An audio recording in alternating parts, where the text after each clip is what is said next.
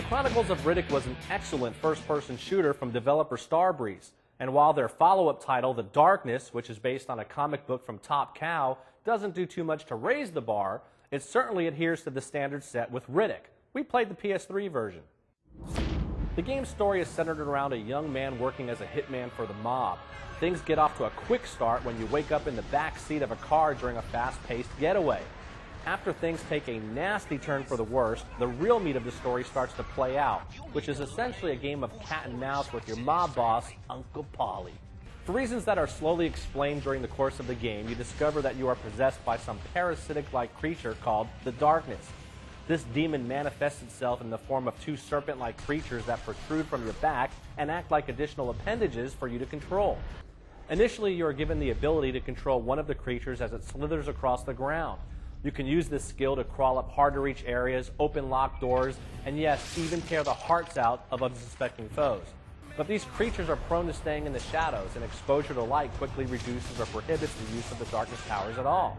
So you'll find that it's necessary to use your own personal arsenal of weapons, such as pistols, shotguns, and machine guns, to take out any external light sources nearby.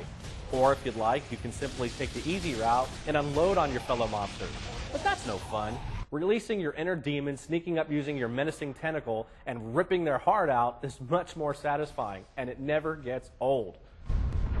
As you progress through the game, you'll gain longer staying power and new darkness abilities, such as being able to lash out, impale enemies, and hurl them against walls, or use them to lift, move, or throw heavy objects out of your path, or even at the enemy.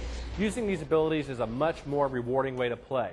But one of the later abilities, the Black Hole, which creates a dark vortex that sucks in just about everything not tied down, almost makes it too easy at times.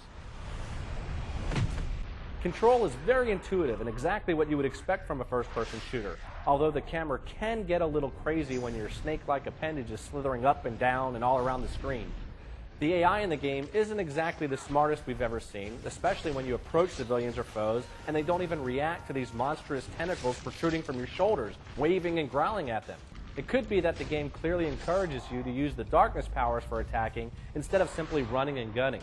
You'll spend most of your time walking the darkly lit streets and back alleyways of New York, and while the game has a fairly open-ended atmosphere, the story still moves you in a very linear fashion, with some side missions thrown in as a distraction from the core story.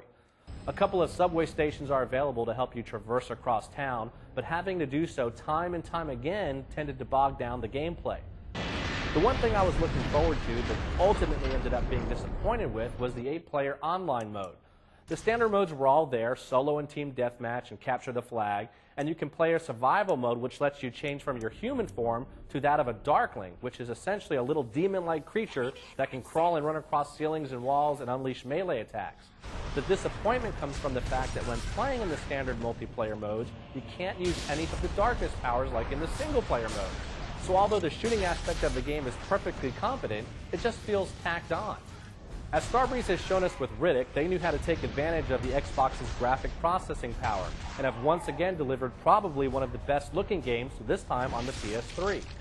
One thing I want to point out is that this game carries a well-deserved mature rating due to language and violence. This is not a game for young ones, and although you can turn the gore off in the game, it is still riddled with F-bombs and other profanity. The Darkness is published by 2K Games, is available on both the PS3 and the 360, and Texas Gamer gives it a 4 out of 5. For Texas Gamer, I'm Mark Adams.